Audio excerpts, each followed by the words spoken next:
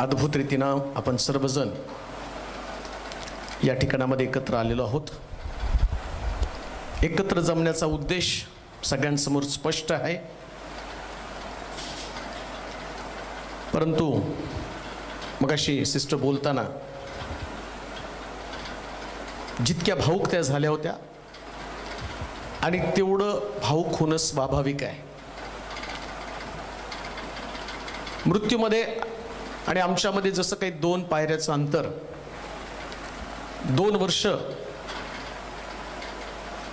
कित्येक लोकांना आम्ही पाहतो की उपचार करणारे डॉक्टर त्यांना पण जग सोडून जावं लागलं। कित्येक नर्सेस, संपर्कात असणारे लोक सगळे जर आम्ही बघितलं तर मृत्यूचं महाभयानक तांडव। परंतु अशा परिस्थितीमध्ये प्रभूनं ज्या पद्धतीने तुम्हाला सांभाळलं, तुम्हाला उंच केलं, यात फक्त देवाचं गौरव। आणि म्हणून पहिल्यांदा तर मला तुमचं अभिनंदन करायला पाहिजे होतं। मी नेहमी लोकांना सांगत असतो की हे सगळ्यात रिस्पेक्टेड लोक कोण आहेत तर या नर्सेस। डॉक्टर पण लांब होते, ते पण येत नव्हते, ते तुमच्यावरती जबाबदारी सोपवत होते, तुम्ही पेशंटकडे जा। काही नर्सेसशी मी बोललो, त्यावेळेस ते सांगत होते की कधी कधी आम्हाला वेळ पण नव्हता की आम्ही ते मास्क लावावं, पुन्हा ते हातामध्ये काहीतरी घालावं। पेशंट लास्ट स्टेजला असायचं, आम्ही छातीवरती बसून त्यांना पंपिंग द्यायचो, कारण व्हेंटिलेटरची पण तेवढी व्यवस्था नव्हती। मग डॉक्टर येऊन म्हणत होते की, आणि ते ख्रिस्ती नर्सेस होत्या, ते म्हटले की तुम्ही सगळ्यात भारी काम करत आहात। ते म्हटले की त्याच्यात पण आम्ही आता सेकंड वेव्हमध्ये तर किती लोक मेले त्याचा अंदाज पण नाहीये। पण या सगळ्यात चांगली गोष्ट काय, देवानं त्याच्या लोकांना सांभाळलं, प्रभूनं तुम्हाला सांभाळलं। सगळ्यात महत्वाची गोष्ट, ज्या क्षेत्रामध्ये तुम्ही काम करत आहात ते क्षेत्र सेवेचं क्षेत्र आहे। काही लोक त्याच्याकडे प्रोफेशन म्हणून पाहतात, परंतु प्रभू येशू ख्रिस्त स्वतः या जगामध्ये त्यानं त्याचा येण्याचा उद्देश समजावून सांगितला होता। तो म्हटलं मी सेवा करून घेण्यासाठी नाही तर सेवा करण्यासाठी जगामध्ये आलो। ज्यास आम्ही ख्रिस्ती म्हणून जीवन जगतो, त्यास आमचं एम, आमचं ध्येय, आमचा उद्देश जर काय असेल तर सेवा। म्हणून जगामध्ये प्रोफेशनल लोक खूप आहेत, परंतु ज्या उद्देशानं तुम्ही एकत्र आला ना, त्याच्यामध्ये तुमचं सगळ्यात महत्वाचं ध्येय काय असले तर सेवा। लक्षात ठेवा, सेवा। आणि ख्रिस्ती या शब्दाचा अर्थ सेवा आहे। मुळामध्ये ज्या लोक आमच्याकडे पाहतील ना, त्यास त्यांना सेवाच दिसली पाहिजे।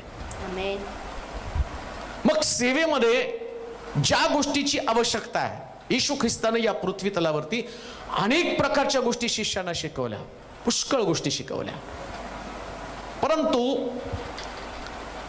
काही महत्वाच्या गोष्टीकडे शिष्यांचं लक्ष वेधलं आणि तो त्यांना विचारतो, तो त्यांना सांगतो की चांगल्या शमरुणा संबंधानं त्यानं दाखला सांगितल्यावर त्याच्यात तो की खरा शेजारी कोण, चांगला शेजारी कोण आहे, त्याच्याकडे आम्ही वळणार आहोत। 2 भागामध्ये जवळजवळ आम्हाला वाटतं की त्याच्यामध्ये 31 वचन आहे आणि 30 हा एक भाग राहतो, आणि मग 31 पासून 37 पर्यंत हा दुसरा भाग राहतो।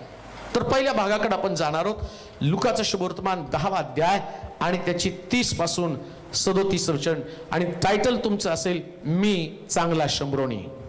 चांगल्या शमरुण्याचा दृष्टांत। चांगल्या शमरुण्याचा दृष्टांत। येशूने उत्तर दिलं, एक मनुष्य यरुशलेमेहून खाली यरीहोस जात असताना लुटारूंच्या हाती सापडला। त्यांनी त्याचे कपडे काढून घेऊन त्याला मारही दिला, मार पण दिला, आणि त्याला अर्धमेला टाकून ते निघून गेले। मग एक याजक सहज त्याच वाटेने खाली जात होता। तो त्याला पाहून दुसऱ्या बाजूने चालता झाला।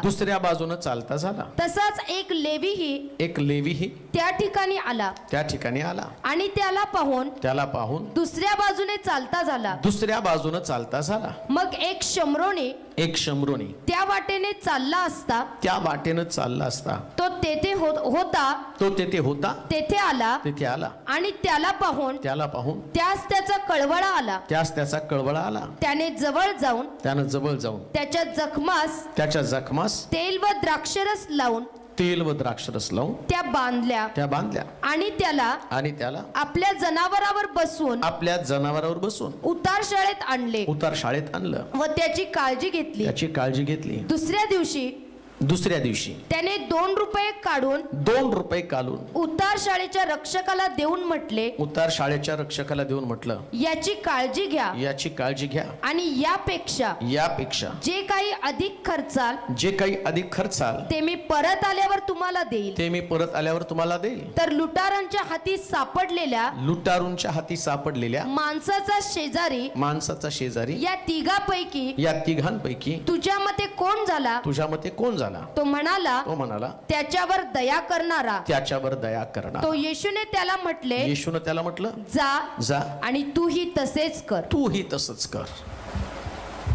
बऱ्याच वेळा तुम्ही याच्यातनं ऐकलं, याच्यातनं संदेश ऐकला, शिक्षण दिलं गेलं, परंतु तुमच्या प्रोफेशनशी किंवा जे काही तुमचं क्षेत्र आहे त्या क्षेत्राशी असणारं हे शिक्षण आहे आणि तो शिष्याला शिकवत आहे. जर तुम्ही बायबल उलगडलं, त्याला उघडून वाचलं ना, तर सगळ्या क्षेत्रासंबंधानं तिथं मार्गदर्शन तुम्हाला सापडेल. एक सुद्धा अशी जागा येशूने सोडली नाही की ज्या ठिकाणामध्ये अगदी कन्स्ट्रक्शन लाईन पासून जे मोठमोठे बिझनेस आहेत, सायंटिस्ट आहेत, लॉयर्स आहेत, या सगळ्या संबंधानं मार्गदर्शन हे पवित्र शास्त्रामध्ये एक सुद्धा क्षेत्र त्याने सोडलेलं नाहीये. कारण सगळ्याचा निर्माता देव आहे. आणि सगळ्यात महत्वाची गोष्ट काय माहिती का? ज्या मानवाला देवानं निर्माण केलं, या मानवाला पुन्हा देवाकडे वळवण्याचं माध्यम म्हणून वेगवेगळ्या क्षेत्रामधले लोक त्यांना तिथं या जगामध्ये प्लांट करून ठेवलेले आहेत, नियोजन करून ठेवलेले आहे. म्हणजे ध्येय काय त्याचं, उद्देश काय त्याचा, मला वाटतं त्याचा उद्देश आपण समजावून घेऊ, मग त्या भागाकडे आपण जाणार आहोत. मग त्याचं शुभवर्तमान 18 अध्याय आणि त्याचं 12 वचन, मग त्याचं शुभवर्तमान 18 अध्याय आणि त्याचं 12 वचन. काय पित्याची इच्छा आहे? मग ते शुभवर्तमान 18 अध्याय त्याचं 12 वचन. तुम्हाला काय वाटतं? कोणा एका मनुष्याजवळ 100 मेंढरे असली आणि त्यातून एखादे भटकलं तर ती 99 डोंगरावर सोडून त्या भटकलेल्याचा शोध करण्यास तो जाणार नाही काय? आणि समजा ते त्याला सापडले तर न भटकलेल्या 99 पेक्षा तो त्यावरून अधिक आनंद करेल असे मी तुम्हाला खचित सांगतो. तसे या लहानातील एकाचाही नाश व्हावा अशी तुमच्या स्वर्गातील पित्याची इच्छा नाही. देवाची इच्छा समजावून घ्या. काय देवाची इच्छा आहे? एक छोट्या मुलाचा सुद्धा नाश होऊ नये. छोटा मुलगा, पुन्हा मी तुम्हाला सांगतो, देवाचा हेतू काय? हे जगामध्ये जे असंख्य प्रकारचे लोक आहेत, मग अशी सिस्टरने सांगितलं, जवळजवळ आमच्या देशाची लोकसंख्या 140 कोटी आणि 3% लोकांना ख्रिस्त माहिती आहे. मग राहिले म्हणजे 14 त्रिक 42, जास्तीत जास्त 4 कोटी 20 लाख लोक आम्ही ख्रिस्त आम्हाला माहिती आहे. मग 140 कोटी लोकसंख्या असणारा देश, आणि या देशामध्ये तो काय म्हणतो? लहानातल्या लहान एकाचा पण नाश होऊ नये, एकाला सुद्धा नरकामध्ये पडावं. नरकामध्ये पडण्याचं कारण काय माहिती का? येशू म्हणतो, माझ्याद्वारे आल्या वाचून कोणी पित्याकडं जाऊ शकत नाही.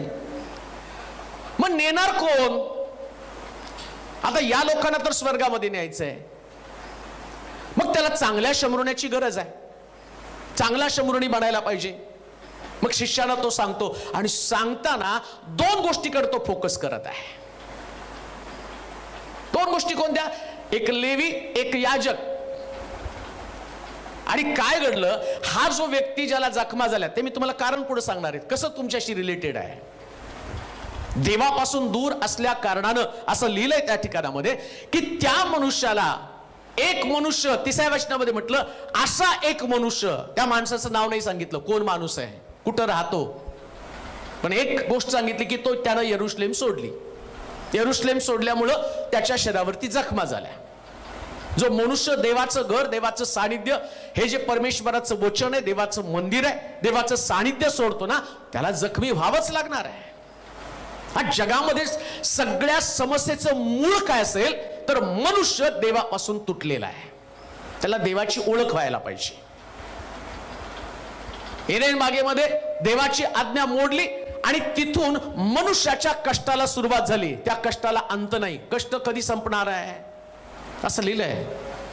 भूमी सुद्धा कणत आहे आणि देवाच्या पुत्राची प्रगट होण्याची वाट पाहत आहे. म्हणजे भूमी सुद्धा कणती, कुठवर या लोकांचा भार मी सोसू. तिला सुद्धा वाटतं की देवाच्या पुत्रानं लवकर यावं आणि लोकांना कष्टातनं सोडवावं. प्रश्न तोच आहे, भूमी कणती, मग आमचं कन्न कुठं आहे?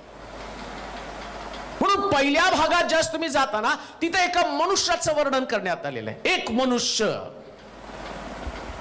मग त्या मनुष्याचं वैशिष्ट्य काय? याला कोणीच ओळखत नाही. हा प्रतिष्ठित नाहीये. येशू म्हणतो 99 असणारी मेंढरं जवळ ठेवली आणि एक मेंढरू त्या कळपातनं बाहेर गेलं. प्रॉब्लेम काय माहिती का? आज चर्चेसला, मंडळांना एका व्यक्तीचं महत्व नाहीये. एका व्यक्तीचं महत्व नाही. कारण तिथं लिहिलं लेवी गेला, याजक गेला आणि त्यानं दुर्लक्ष केलं. आणि आम्हाला वाटतं ते काम कोणी करायचंय? लेवीनी याजकानं काम करायचंय. काय करायचंय? या माणसाला पुन्हा एकदा यरुशलेमेत आणून सोडण्याचं काम कोणी करायचं? लेवीनी याजकानं. आणि शास्त्र सांगतं या धार्मिक लोकांनी ते काम करायला पाहिजे होतं, पण ते काम त्यांनी केलं नाही. मग कोणावरती ते काम सोपवलं? ज्याच्याकडे द्राक्षरस आणि तेल होतं, जो जखमा पुसू शकतो, जो जखमा भरून काढू शकतो, असा चांगला शंभरणी तुम्हाला बनायचंय. आमेन. हे काम याजक लोक नाही करणार. याजकांनी तर त्याच्याकडे बघितलं पण नाही. म्हणून चांगले शंभरणी कोण बनणार आहे? हे नर्सिंग केअर करणारे लोक. का हो? कधी कधी पाळकाला प्रार्थना जमती पण त्याला कळवळा जमत नाही. जखमा बघितल्यावर कळवळा येतो बरं का, तोपर्यंत कळवळा येत नाही. मला माहिती, तुम्ही ज्या क्षेत्रामध्ये आहात ना, त्या क्षेत्रामध्ये तो पेशंट लास्ट स्टेजला असताना तुमची धडपड चालू असते. वाचला पाहिजे, वाचला पाहिजे, वाचला पाहिजे. आम्हाला ज्यावेळेस खूप प्रार्थना दिवसभरात, माझ्याकडे जर तुम्ही बघितलं तर कंटाळून जाल, 400-500 कॉल दिवसभर मला येतात. आणि मग मी फक्त प्रार्थना करून सोडून देतो. का? किती लोकांशी बोलणार आहे मी? किती लोकांचं सांत्वन करणार आहे? किती लोकांना कम्फर्ट देणार आहे? पण तुमचा संबंध प्रत्यक्ष तिथे येतो. कोणाकडे तुमचा संबंध येतो? अशी एक व्यक्ती, ज्या व्यक्तीला त्याच्या नातेवाईकांनी पण सोडलंय. तिथं पाहतोय मी असा एक व्यक्ती यरुशलेम सोडून चालला, त्याचे नातेवाईक पण त्याला मदतीला आले नाहीत. कोणीच त्याला बघायला तयार नाही. का? जाऊ दे, त्याला जातोय तर मरू दे. याजक पण म्हटलं देवाचं घर सोडलं, मरू दे, त्याचा असाच नाश होणार आहे. लेवीचं पण. मला तुम्हाला सांगायचंय, ज्या रस्त्यानं लोक जातात त्या रस्त्यानं तुम्हाला जायचं नाही. येशूनं दाखवलेल्या रस्त्यानं तुम्हाला जायचंय. लेवी आणि याजक, वाचावर ते वचन. येशूने उत्तर दिलं, एक मनुष्य यरुशलेमेहून खाली यरीहोस जात असताना लुटारूंच्या हाती सापडला. प्रॉब्लेम काय माहिती का? जगामध्ये सगळ्या गोष्टीचं मूळ शोधणं गरजेचं आहे. नाही का? तुमच्या क्षेत्रामध्ये तुम्हाला चांगलं ठाऊक आहे, काही आजार झालं, अपचन झालं, झोप लागत नाही, डॉक्टर विचारतात पहिले काय खाल्लं, कुठं जाऊन आला, त्याचं मूळ शोधतात, मग त्याच्यावर उपचार दिले जातात. तसं आत्मिक जीवनामध्ये सुद्धा जोपर्यंत तुम्हाला मूळ समजत नाही तोपर्यंत त्याची बांधणी पण तुम्हाला करता येणार नाही. तुम्हाला बांधणी करता आली पाहिजे. ठीक आहे, तुम्ही त्याला उपचार दिले, मग तो घरी गेला, मग तुम्ही म्हणता तो पेशंट आला हो, जो गेल्या महिन्यात गेला होता डिस्चार्ज घेऊन, तो आता परत आला. मग तुम्ही म्हणता गेल्या वर्षी पण हाच त्रास होता, आता त्याच्यापेक्षा जास्त सिरियस झालेला आहे. मग उपचार तर तुम्ही दिला ना, तुम्ही ट्रीटमेंट दिली त्याला, मग त्या उपचारानं तो बरा व्हायला पाहिजे होता. तुमच्याकडे मेडिसिन आहे, या मेडिसिन मुळे एखाद्या व्यक्तीचं शरीर त्याला तात्पुरती मलमपट्टी होऊ शकेल, पण मी खरी मेडिसिन तुम्हाला सांगणार आहे जी चांगल्या शमुरण्याकडे आहे, आणि ती मेडिसिन आम्हाला माहित करून घेणं फार गरजेचं आहे. एक आत्मिक लोक म्हणून लक्षात ठेवा, हे काम जे तुमचं आहे ना, हे काम हे तुमचं पार्ट टाइम काम आहे, कारण हे सगळं संपणार आहे. आता जे तुम्ही सेवा करतात, बरेच तुमच्यात काहीतरी शिरशेट्टी सिस्टर वगैरे रिटायर झालेले आहेत, त्यांना तिथं हॉस्पिटलमध्ये जात आहेत, ते संपलं त्यांचं काम. पण असं एक काम आहे, हे काम तुम्ही जग सोडून जाईपर्यंत, नाहीतर प्रभू येशू ख्रिस्त येईपर्यंत तुम्हाला करता येणार आहे. ते काम तुम्हाला करायचं आहे, त्या कामाला अंत नाही. आणि त्या कामाचं वैशिष्ट्य काय माहिती का, तो आल्यावर प्रतिफळ देणार आहे. तुमचं रिटायरमेंट झालं ना, त्याच गव्हर्नमेंटने तुम्हाला शेवटचं प्रॉव्हिडंट फंड, ग्रॅज्युएटी आणि शेवटची पेन्शन तुम्हाला दिली. सरकारचा कोणताच अधिकारी तुमच्या घरी येऊन विचारत नाही, सिस्टर बरं आहे का, 40 वर्ष तुम्ही हॉस्पिटलमध्ये सेवा केली, आता तुमचं बीपी शुगर नॉर्मल आहे का, लेकरं तुम्हाला सांभाळतात का, कोणी तुम्हाला विचारत नाही. पण मी जे तुम्हाला सांगतो ते काम तुम्ही केला तर तुमचा देव मरेपर्यंत तुमचा प्रतिपाळ करणार आहे, तुमचा सांभाळ करणार आहे. ते काम महत्वाचं आहे. आणि एक गोष्ट ध्यानात ठेवा, हे जे ते काम तुम्ही करत आहात ना, या कामाचं उपभोग तुमची लेकरं, तुमची नातवंड हेच घेणार आहेत, बाकी कोणी नाही घेणार. तुम्हाला त्याच्यात इंटरेस्ट पण नाही. तुम्ही आता फक्त काय करता माहिती का, सकाळी उठल्यावर तुमचा नाश्ता, ज्या तुमच्या बीपीच्या शुगरच्या गोळ्या त्या घेता, आणि तुम्हाला वाटतं रेस्ट पाहिजे, तुम्ही झोपता, उठता, आणि कोणाचे मयत असेल मैतीला जाणार, लग्न असेल लग्नाला जाणार, एवढंच तुमचं रुटीन काम चाललंय, बस. याच्यापेक्षा वेगळं काही नाहीये. पण चांगला शमुरणी ज्या दिवशी तुम्ही बनाल ना, त्या दिवशी तुमच्या जगण्याला एक अर्थ येणार आहे. अजून एक गोष्ट मी तुम्हाला सांगतो, ज्या दिवशी चांगला शमुरणी म्हणून तुम्ही आणि आपल्या कामाला सुरुवात कराल, त्या दिवशी तुमचं जीवन लोकांसाठी आशीर्वादाचं कारण बनणार आहे. ब्लेसिंग, तुम्ही आशीर्वाद लोकांसाठी घेऊन जाणारे लोक बनले पाहिजे. आणि म्हणून लक्षात ठेवा, सुरुवात कुठं होती या चांगल्या कामाची, एक दुर्लक्षित मनुष्य, एकच मनुष्य असं लिहिलेलं आहे, एक मनुष्य. म्हणून तुमचा जो पेशंट आहे ना, तो तुमच्यासाठी एक मनुष्य आहे. कशासाठी तो मनुष्य आहे, त्याला बरं करणं हे तुमचं काम आहे. पण तो बरा होणार कसा, मी 100% तुम्हाला सांगतो, तुमच्या मेडिसिननी तो बरा होत नाही.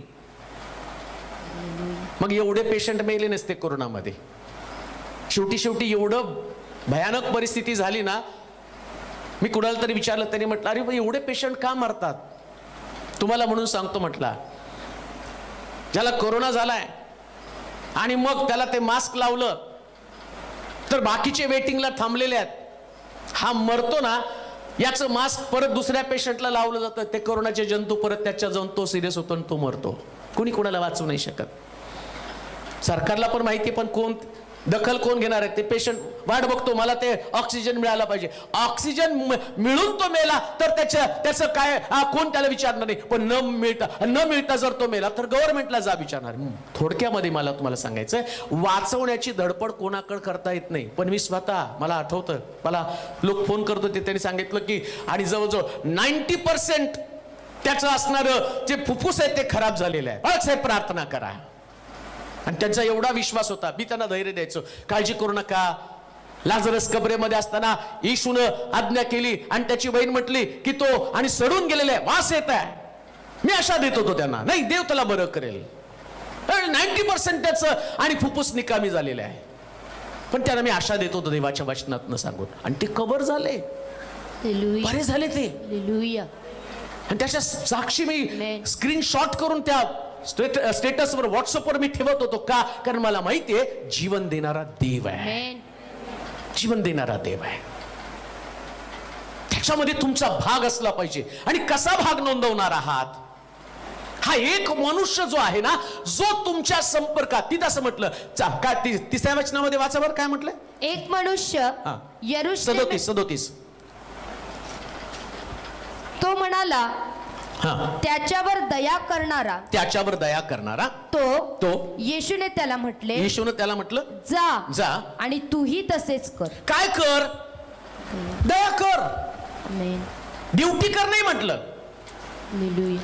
बाकीच्या दोघांनी ड्युट्या केल्या. कुणी? याजक आणि लेवी. त्यांची ड्युटी काय होती? नियम दिला होता बायबलमध्ये. याजकानं कोणाची नग्नता पाहू नये. आणि त्याचं सुरुवातच काय झाली होती? एक मनुष्य यरुशलेम सोडून जात असताना लुटारूच्या हाती सापडला. त्याने त्याची वस्त्र काढली म्हणजे त्याला नग्न केला.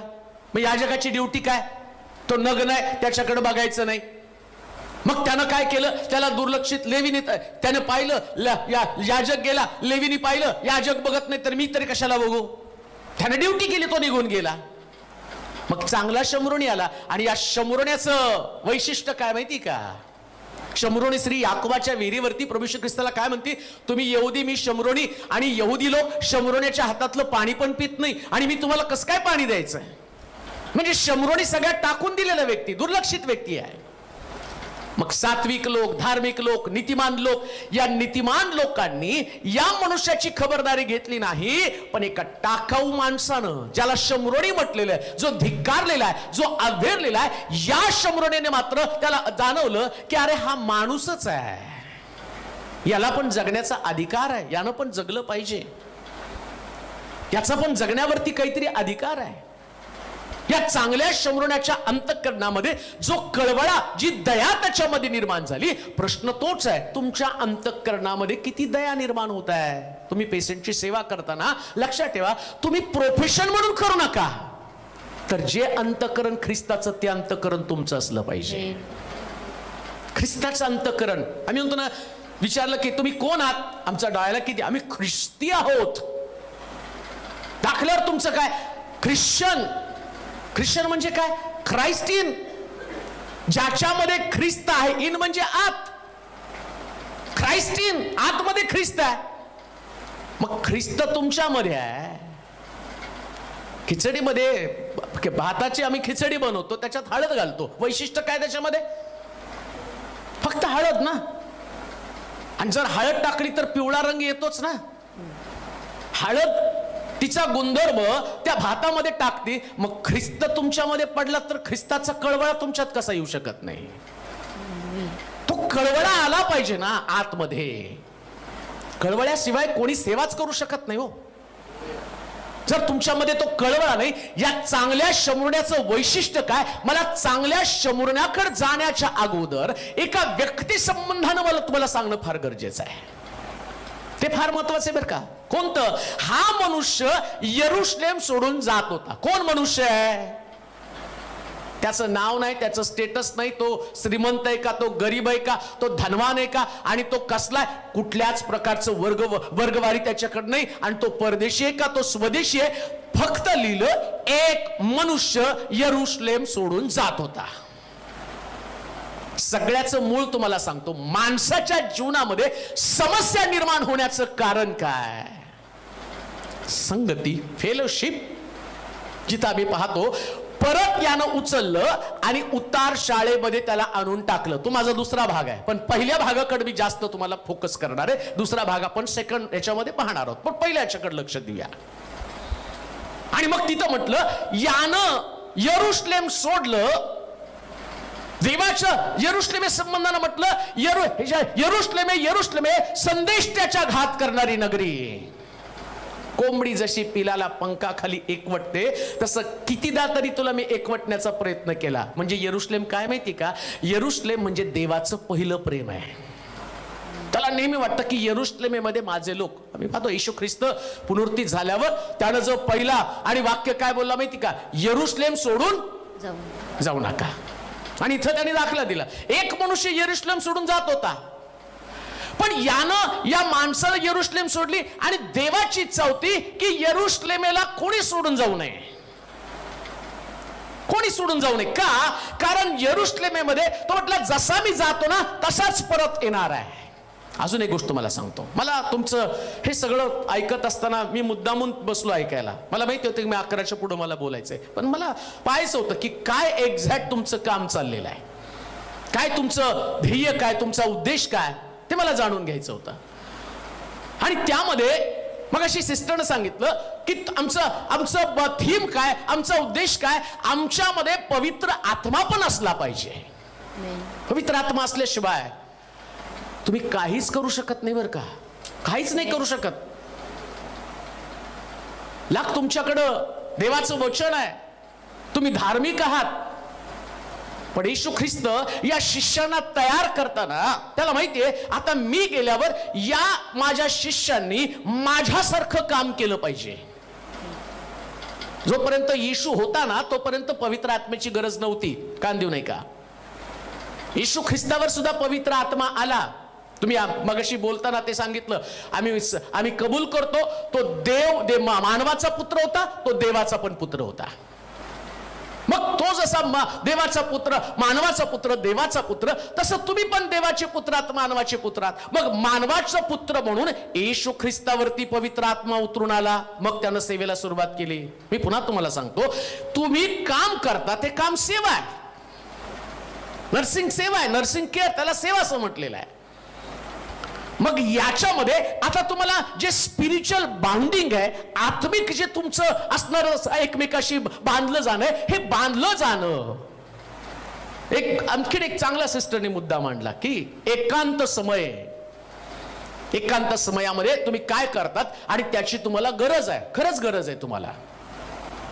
कारण तुमचं बायबल सांगतं तुमचं झगडणं रक्त मांसाबरोबर नाही, मग कुणाबरोबर आहे? सत्ता, अधिकार व आकाशातला दुरात्मा समूह. आता मी तेच त्याच्यावरच मूळ येणार आहे. हे सगळे जे असणारे रोग, व्याधी, विकार किंवा ज्याला जखमा म्हटलेलं आहे, या जखमेचं कारण काय? या माणसानं यरुशलेम सोडलं. ऐका बरं का, यरुशलेम सोडलं. मग काय यरुशलेमेमध्ये आहे?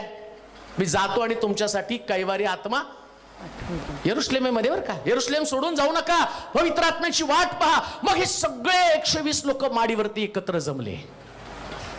50व्या दिवशी पवित्र आत्मा आला आणि बायबल काय सांगतं? तुमचं झगडणं रक्त मांसाबरोबर नाही, मग कुणाबरोबर? सत्ता, अधिकार व आकाशातला दुरात्मा समूह. आता ऐका,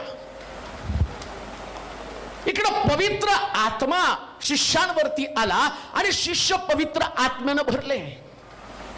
पवित्र आत्म्यानं भरल्याबरोबर ज्या पेत्रानं प्रेषितांच्या कृत्यामध्ये, मला वाटतं 3ऱ्या अध्यायामध्ये जर तुम्ही बघितलं तर तो 3रा अध्याय आहे, 3रा अध्याय वाचा. पवित्र आत्म्यानं भरले तेव्हा मनुष्याला भय वाटले आणि प्रेषितांच्या हातून पुष्कळ चिन्हे, अद्भुत कृत्ये व चिन्हे घडत होती. तेव्हा विश्वास ठेवणारे सर्व एकत्र होते. 3ऱ्या अध्यायात पहिलं वचन. पेत्र व योहान हे तिसऱ्या प्रहरी प्रार्थनेच्या वेळेस वरती मंदिरात जात होते. तेव्हा जन्मापासून पांगळा असलेला कोणी एक माणूस होता. त्याला मंदिरात जाणाऱ्यांजवळ एक पांगळा माणूस, ज्यास पवित्र आत्मा येतो ना, त्यास तुमच्यामध्ये जी शक्ती, जी ताकद निर्माण होती ना, मी पुन्हा तुम्हाला सांगतो, हे पवित्र आत्मा तुम्हाला नर्सेसला, सेवा करणाऱ्यांना त्याची का गरज आहे? मेडिसिन पेक्षा सुद्धा पवित्र आत्मा प्रभावीपणे काम करणार आहे. पवित्र आत्मा असेल तर. लंगड्याला आजपर्यंत कोणी चालवलं नाही, पण पवित्र आत्मा जसा आला. कालच मला एका व्यक्तीचा फोन आला, त्यांनी सांगितलं, जालनावरून त्यांनी मला फोन केला आणि सांगितलं, पाळक साहेब, मला तुम्हाला माझी टेस्टमनी शेअर करायची. म्हटली, काय तुमची टेस्टमनी आहे? तो म्हटला, मी 16 वर्ष बेडवरती पडून होतो. 16 वर्ष हालचाल पण करत नव्हतो. माझ्या स्पाईन मध्ये प्रॉब्लेम होता आणि 16 वर्ष मी जागेवरून उठू शकत नव्हतो. परंतु अचानक तुमचा तो युट्यूबचा एक संदेश आला. त्या संदेशामध्ये तुम्ही सांगितलं की देव अजूनही इथून तुमच्या जीवनात काम करेल, आणि मी ते स्वीकारलं. आणि शेवटी प्रार्थना चालू झाल्याबरोबर तो जो प्रार्थनेचा अभिषेक माझ्या शरीरामध्ये आला आणि मी 16 वर्षानंतर उठून पहिल्यांदा चालू लागलो. हा पवित्र आत्म्याचा अभिषेक आहे. हा पवित्र आत्म्याचा अभिषेक.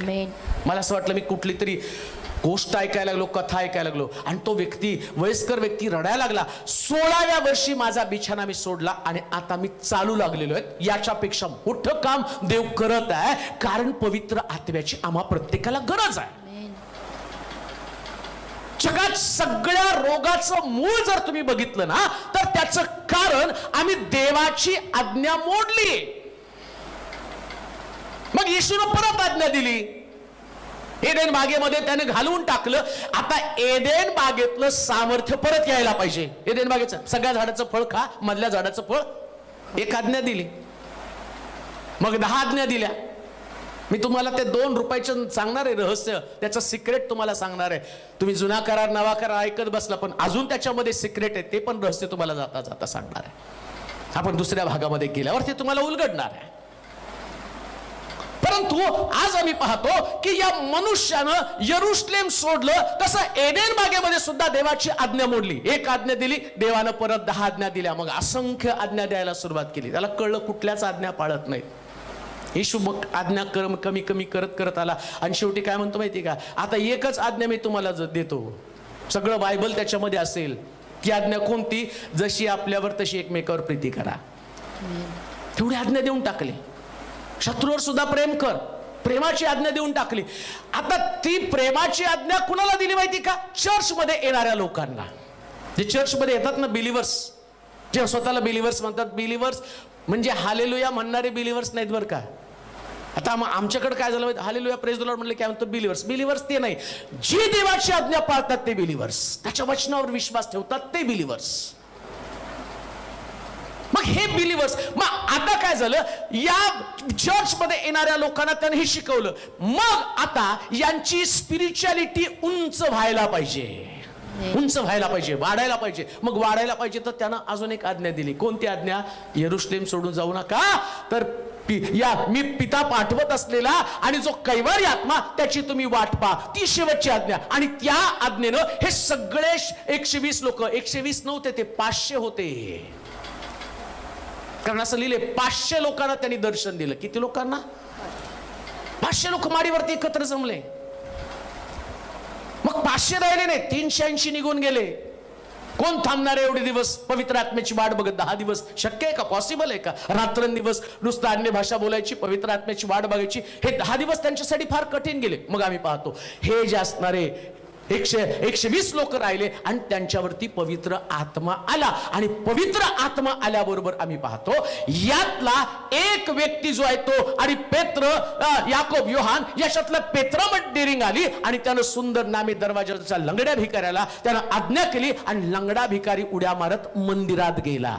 चांगल्या शंभरूने संबंधाने मी तुम्हाला सांगत आहे. पेत्र चांगला शंभरूनी बनला का? जसं या चांगल्या शंभरूण्यानं या व्यक्तीला, एक मनुष्य यरुशलेम सोडून यरिहोकडे जात असताना लुटारूच्या हाती सापडला, तर यानं काय केलं? त्याला उतार शाळेत आणलं.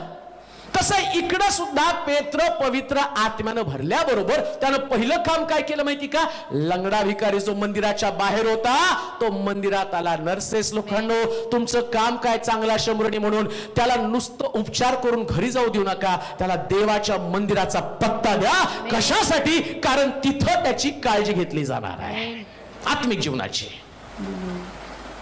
मग सांगायचं काय हा मोठा प्रश्न आहे हो. तुम्ही डायरेक्ट तर इश्यू सांगू शकत नाही. सांगितलं की तुमची नोकरी धोक्यात. मी गव्हर्नमेंट जॉब करता, तुम्हाला तुमचं प्रोफेशन मध्ये गोळ्या औषध द्यायचं एवढंच तुम्हाला काम आहे, त्याच्या बाहेरचं काम तुम्हाला करता येणार नाही. पण एक गोष्ट मी तुम्हाला सांगू इच्छितो की त्याला जसं डॉक्टर विचारतात ना की बाबा नेमकं तुला काय होतं, तर सांगतो आमकं आमकं होतं, पोटात गुडगुड होतो किंवा डोक्यात चक्कर आल्यासारखी होती आणि मग कुठं तरी अंगात काटे टोचल्यासारखे होते. डॉक्टर त्याच्यावरून अंदाज घेतो. एखादा वेळ असेल त्याला लिही तुला काय वाटतं. मग तो लिहितो सगळं त्याची हिस्ट्री. मला असं वाटतं मी जगावरती राज्य करणार आहे आणि मीच देव आहे. सगळं डॉक्टरला कळतं हा किती वेडा झालेला आहे. मग त्याच्यावर ते उपचार करून त्या पद्धतीच्या 1 वर्ष 2 वर्ष गोळ्या त्याला द्यायला सुरुवात करतात. हे डॉक्टरची पॉलिसी आहे. तुम्हाला सुद्धा आत्मिक आणि तुम्ही जे 2 कामं करतात, एक तुमचं शारीरिक काम आहे आणि त्या शारीरिक कामामध्ये तुमचं प्रोफेशन आहे. पण तुम्हाला 2 दृष्टिकोनातनं देवानं नियुक्त केलं. मी पुन्हा तुम्हाला सांगितलं देवाचा हेतू काय? लहानातला लहान एक व्यक्ती सुद्धा नाश होऊ नये. नाश होऊ नये म्हणजे काय? आता तुम्ही प्रश्न, एखाद्या व्यक्तीचा नाश होतो म्हणजे काय? यरुशलेम सोडली की नाश, देवाचं भवन सोडलं की नाश. संरक्षण जर देवाचं तुम्हाला मिळालं नाही की नाश. परमेश्वराच्या घराकडे नाही तर नाश. सुंदर नामे दरवाजाजवळचा लंगडा भिकारी लंगडा का राहिला? कारण तो मंदिराच्या बाहेर होता.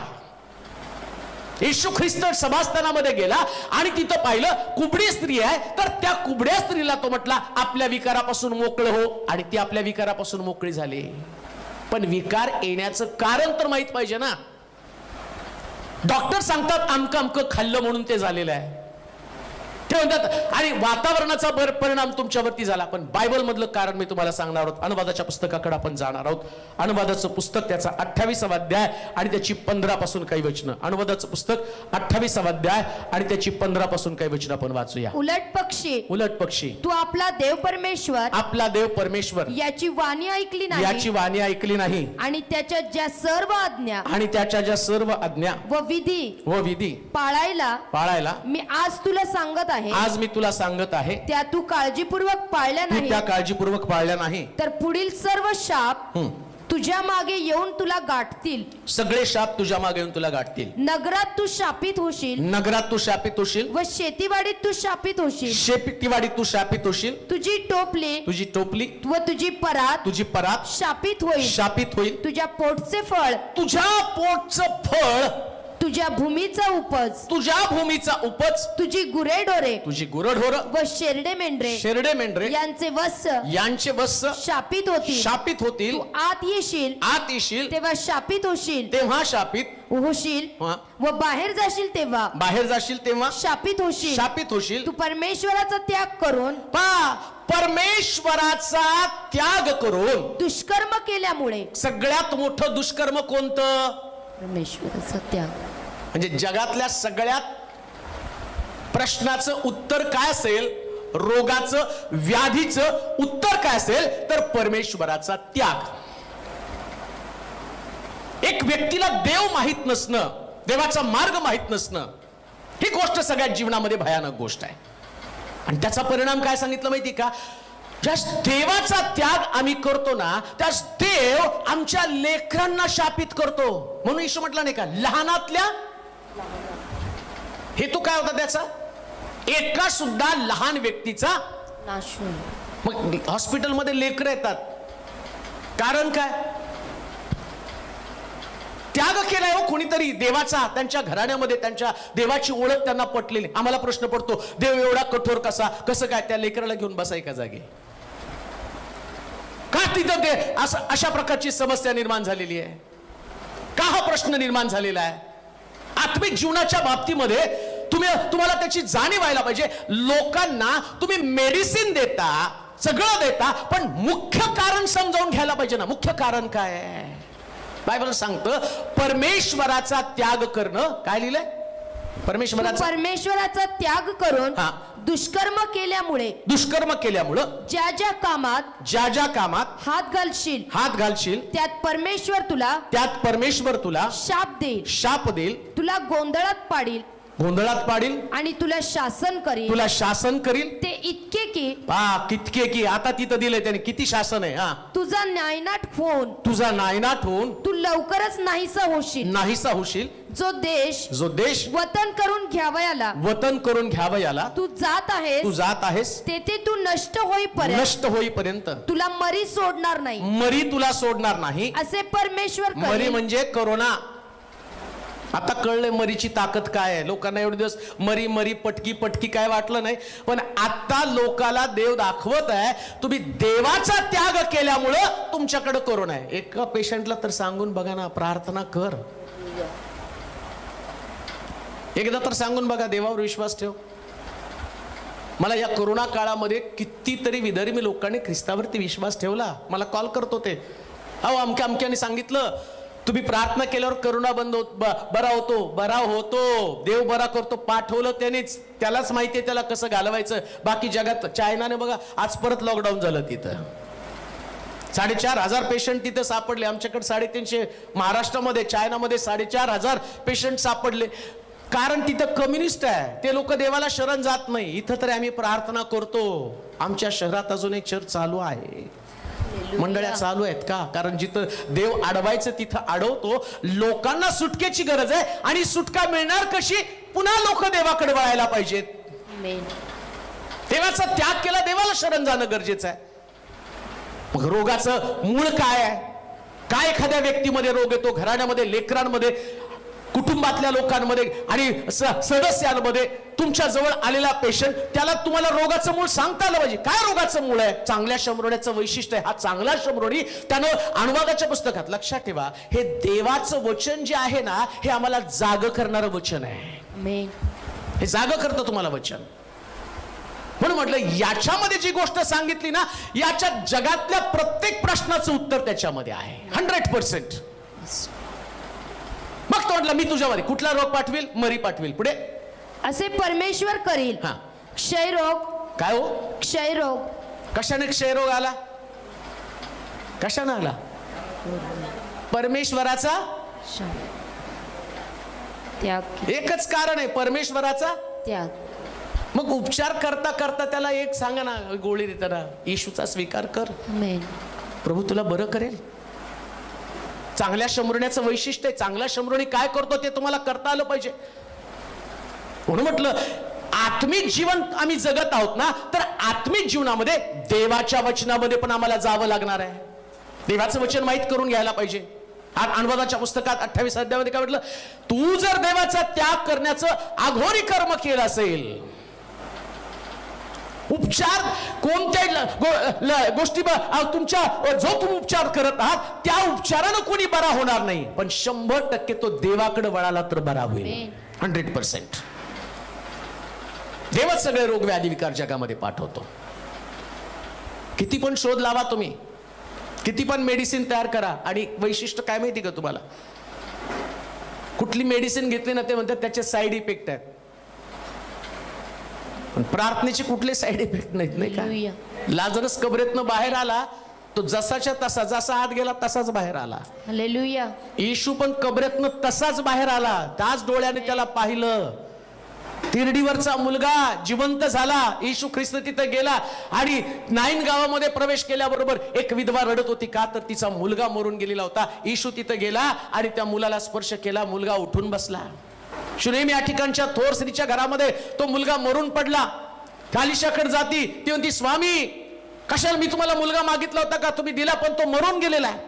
चला. तो आला आणि त्या मुलावरती पाखर घातली आणि मग त्या मुलाला स्पर्श केला. त्याला माहितीये देवानच मारला, आता देवच त्याला जिवंत करणार आहे. एक गोष्ट ध्यानात ठेवा, लोकांना देवाची गरज आहे. आमचं काम, आमचं ध्येय, आमचा उद्देश काय? लोकांना देवाकडे वळवणं. आणि हे वळवत असताना तुम्हाला माहिती असणं गरजेचं आहे, या जगामध्ये असणारे प्रत्येक आजार, तुम्ही म्हणाल नाही पाण्याच्या द्वारे, दूषित रक्ताच्या द्वारे आजार आहे, हा अमक्या अमक्यामुळे तो आजार आहे, आणि तुम्हाला वाटतं खाण्याच्या मुळे तो आजार आहे, तुम्ही म्हणता संपर्कानं स्पर्शानं तो आजार आहे. स्पर्शानं आजार आहे. सेकंड वेव्ह मध्ये एवढे लोक मेले, पहिल्या वेव्ह मध्ये लोक घाबरून मेले. मग स्पर्शानं तुम्ही तर एवढं पेशंटच्या जवळ गेला. तुम्ही का नाही मेला? कारण तुम्ही देवाच्या जवळ होता. तुम्ही देवाच्या जवळ होता. तुम्ही देवावरती प्रेम करत होता. देवाच्या आज्ञेमध्ये तुम्ही राहिला. परमेश्वराने सांगितलेल्या वचनाचं पालन तुम्ही केलं, म्हणून वचनाच्या द्वारे तुम्हाला संरक्षण मिळालं.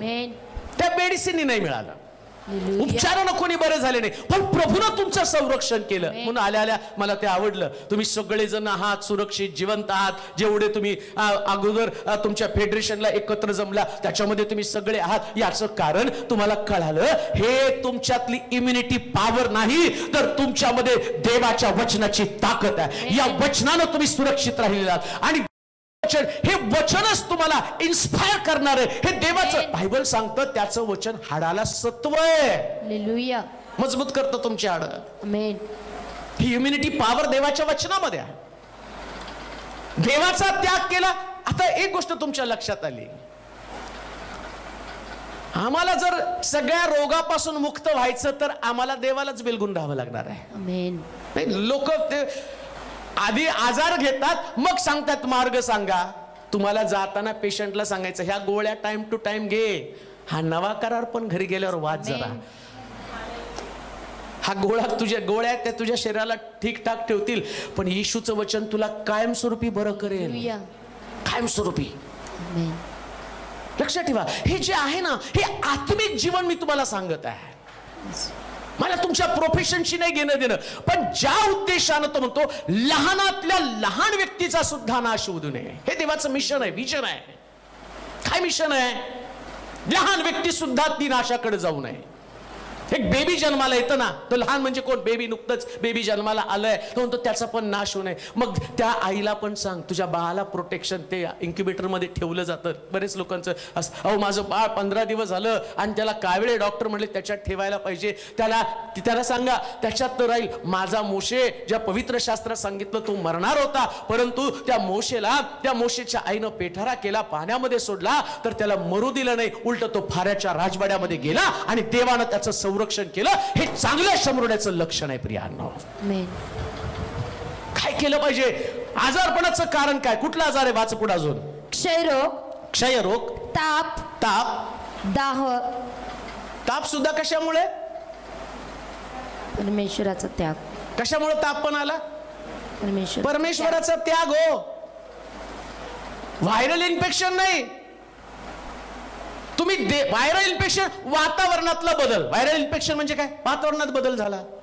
खरंच वातावरणात बदल झाला. देवाचं सानिध्य सोडलं, त्या वातावरणात दुसऱ्या वातावरणात तुम्ही गेला, जगात गेला, ताप येणारच आहे. असं लिहिलंय. तो मुलगा शेतात काम करत असताना त्याला ताप आला आणि तो मरून गेला. ताप सुद्धा मारून टाकेल. आणि आता तापानेच मेलेत सगळे. एवढे जे मेलेत ना, नुसतं डॉक्टर चेक करायचे, बघा गेले की ते नाकात घालून बघतात किती आहे टेम्परेचर. चर्चमध्ये येताना, कुठं पण जाताना पहिले ते गनच घेऊन बसलेले आहेत. आधी ताप चेक करायचा, मग का तर तुझा ताप दुसऱ्याला नाही शिराव आणि त्याला उद्ध्वस्त नाही करावं. ते टेम्परेचर गन आहे. इथं ते टेम्परेचर गन देवानच पाठवून दिली. कशाला?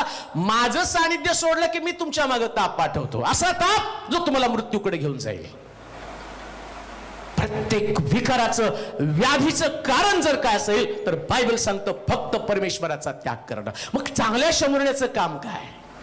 त्याला देवाची ओळख करून द्यायची. बाबा, ह्या गोळ्या तुझा ताप कमी करेल, पण माझा येशू तुझा कायमचा ताप घालवून टाकेल, कायमचा.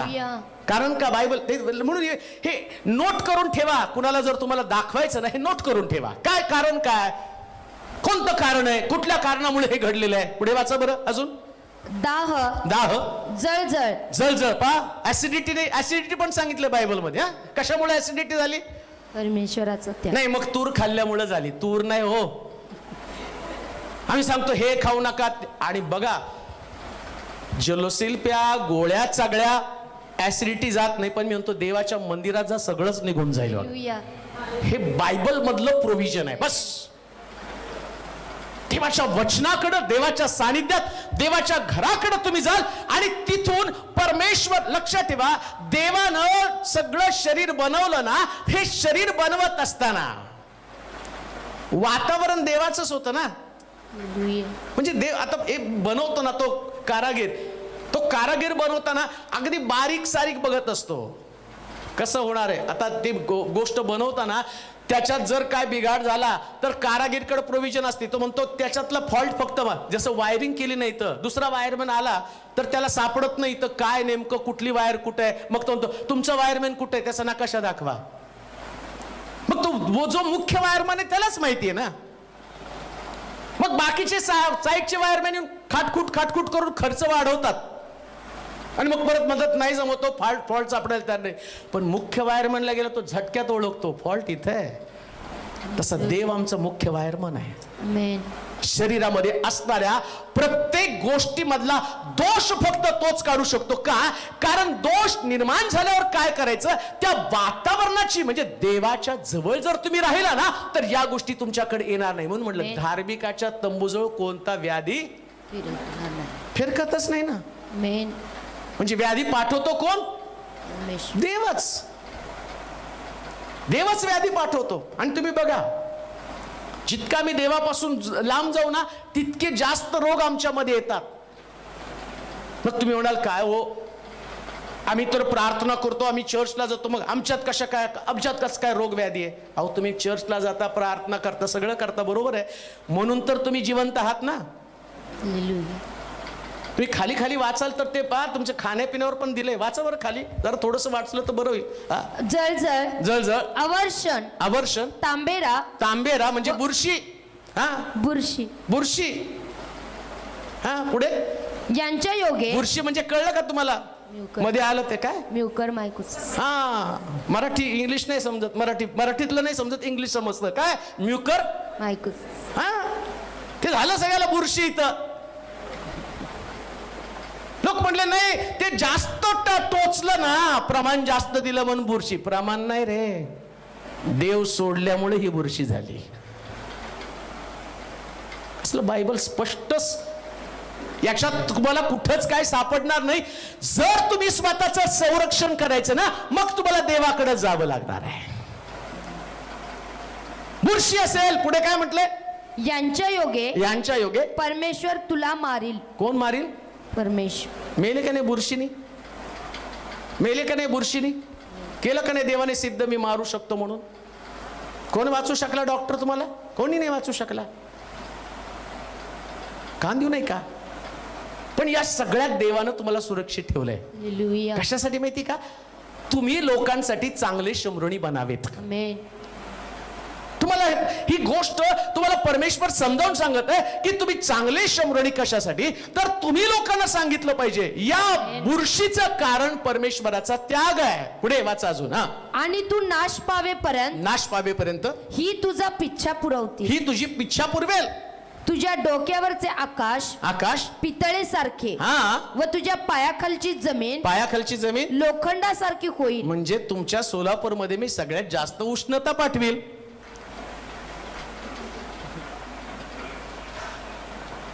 आम्ही म्हणतो नाही हो, आमच्याकडे नद्या नाहीत ना म्हणून, डोंगर नाहीत, नद्या नाहीत. नाही हो, चारी बाजूने घेरलं इकडून तिकडून मूर्ती पूजा. लोकांना देवाची ओळख नाही. देवाला एकदम कॅज्युअल करून ठेवले लोकांनी. वाटलं तर मी जाईल, मला वाटलं तर प्रार्थना करेल, मला वाटलं तर मी परमेश्वराची उपासना करेल, मला वाटलं तर बायबल मी वाचेल, मला वाटलं तर माझं कुटुंब चर्चला जाईल, मला नाही वाटलं तर मी चर्चला जाणार नाही, मला वाटेल तसं मी वागणार आहे. मग देव म्हणतो मी तुझ्या डोक्यावरचं आकाश पितळीचं करेल आणि तुझी जमीन जी आहे ती लोखंडासारखी करेल. वरून पण तुला उष्णता, खालून पण तुला उष्णता, चारी बाजूने तू उष्णतेने गेरलं जाईल. पण एक गोष्ट ध्यान ठेवा, देवाचे लोक ज्यावेळेस प्रार्थना करतील त्यास देव परिस्थिती बदलून टाकेल. देवाच्या लोकांनी त्याला शरण येणं गरजेचं आहे. चांगलं शंभरुणी बना, चांगलं शंभरुणी बना. सोलापूरमध्ये आल्यावर मी पहिल्यांदा सोलापूरमध्ये पाऊल टाकलं, त्यानंतर आमच्याकडे जी वही आहे प्रार्थनेची, त्या वहीमध्ये तुम्ही बघा, उजनी कधीच 100% भरत नव्हतं, कधीच. आहे की नाही? ब्रदर निरंजन घोडकेच्या घरीच आम्ही प्रार्थना चालू केली. त्यास आम्ही प्रार्थनेमध्ये पहिला विषय ठेवला होता, देवा या उजनीला 100% भर. किती पण कठीण परिस्थिती असली तरी उजनी 100% भरती. का? ज्यास तुम्ही देवाकडे मागता त्यास देव तुमच्या गरजा पूर्ण करतो.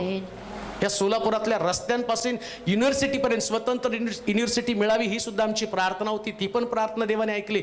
सोलापुरात मोठे मोठे रस्ते व्हावेत ही सुद्धा आमची प्रार्थना होती. इंजिनिअरिंग कॉलेज व्हावेत ही आमची प्रार्थना होती. सोलापुरात फक्त 4 इंजिनिअरिंग कॉलेज होते, पण त्याच्यानंतर एवढे इंजिनिअरिंग कॉलेज झाले की त्यांना विद्यार्थी मिळेना.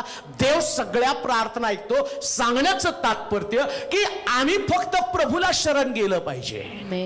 हा अकाल, हा दुष्काळ, वातावरणातला बदल आणि वातावरणातला बदल जो तुमच्या शरीराला हानिकारक आहे, घातक आहे, याच्यानं तुमचा परिवार, तुमचं घर, तुमचं कुटुंब, तुमचे लोक, तुमचे नातेवाईक यांच्यामध्ये समस्या आहेत. आणि जे तुम्ही चांगले शेजारी म्हणून त्यांचं काम करत आहात, चांगले शंभरुणी म्हणून, तर तुम्हाला त्यांना काय शिकवता आलं पाहिजे? बायबल सांगतं की याचं कारण फक्त देवच आहे. पुढे वाचा. हा परमेश्वर तुझ्या देशावर पावसाऐवजी धुळीची व मातीची वृष्टी करील. कशाची हो? धुळीची व मातीची. मग आम्ही बघतो दिल्लीमध्ये सुद्धा ते झालं. मध्ये त्यांना कळलं नाही कसं झालं, पण शास्त्र सांगतं हे देवाचं काम आहे. देव सगळीकडे हलवतो. त्यांना असं वाटतं कुठंतरी माझ्या लोकांनी जाऊन बायबल तपासावं, वाचावं, मी काय काय करणार आहे. पण लोक तिकडे जायला तयार नाही. ते फक्त कारण शोधत बसत आहे. त्यांना असं वाटतं याच्यामुळं मेडिकली असं झालं, याच्यामुळं तसं झालं. नैसर्गिक आपत्ती नैसर्गिक नाही. नैसर्गिक आपत्ती म्हणजे काय हो? अज्ञात शक्तीनं पाठवलेलं संकट. नैसर्गिक आपत्ती म्हणजे काय? ज्याचं आकलनच तुम्हाला होत नाही. हे पाठवण्याचं कारण कोण, कोण पाठवणारा व्यक्ती आहे हे तुम्हाला कळत नाही. त्यास आम्ही काय म्हणतो, नैसर्गिक आपत्ती. पण इथं त्या आपत्तीचं कारण शास्त्रात सांगितलेलं आहे की आपत्ती जे अदृश्य कारण, जे तुमच्या लक्षात येत नाही, जे तुमच्या ध्यानामध्ये येत नाही, पण ते शास्त्रात लिहून ठेवलं, तो हे जे नैसर्गिक आपत्ती अंत कोण, हा सर्वशक्तिमान देव. कशावरून?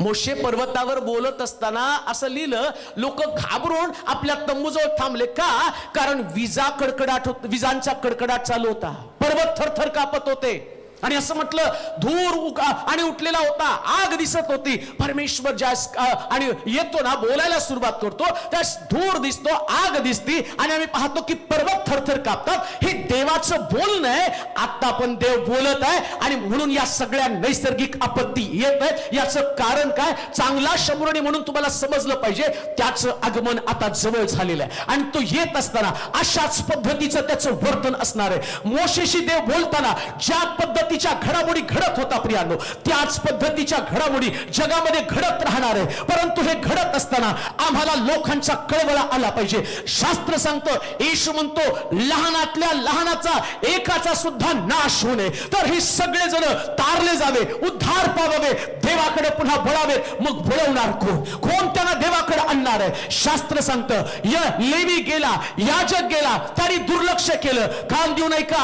आता कुठल्या सेवकावरती अवलंबून राहू नका, कोणत्या पालकावरती, संदेशावरती अवलंबून राहू नका. देवाला चांगल्या शमरण्याची गरज आहे. चांगला शमरणे म्हणून त्याला म्हणा, प्रभूजी मी जाईल त्या एकेका व्यक्तीकडे, मी जाईल तुझी योजना सफल करण्यासाठी, मी जाईल आणि त्या व्यक्तीचं धारण करेल. मी त्याला समजावून सांगेल, तुझ्या प्रश्नाचं उत्तर फक्त माझ्या बायबलमध्ये, फक्त पवित्र शास्त्रामध्ये. तुला देवाची गरज आहे. जर तू प्रभूकडे वळाला तर प्रभू तुला परत एकदा आपली जागा देईल.